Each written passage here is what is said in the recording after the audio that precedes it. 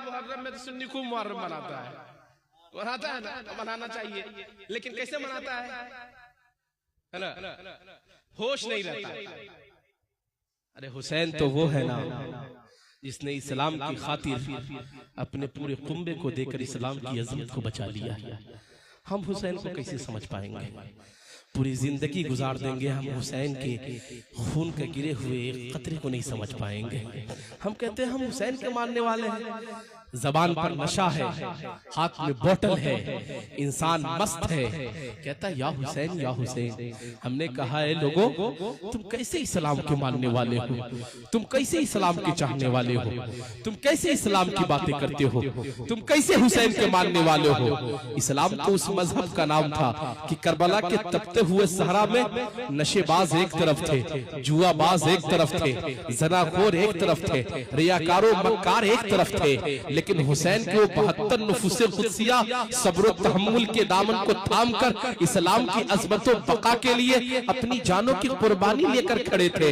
हुसैन आप नहीं जाएंगे मैदान में, पहले कासिम जाएगा। बाबा आप नहीं जाएंगे मैदान में इस्लाम के खातिर, पहले अब्बास के बाजू कटेंगे। बाबा आप नहीं जाएंगे इस्लाम में, इस्लाम की अज़मत के खातिर, अभी पहले अली अकबर की जवानी जाएगी। बाबा आप नहीं जाएंगे इस्लाम में, पहले कासिम का शबाब लूटा जाएगा, अली असगर की मासूमियत ले ली गई, तब हुसैन मैदान करबला में गए हैं। तुम अपनी नापाक ज़बानों से हुसैन का नाम लेते हो।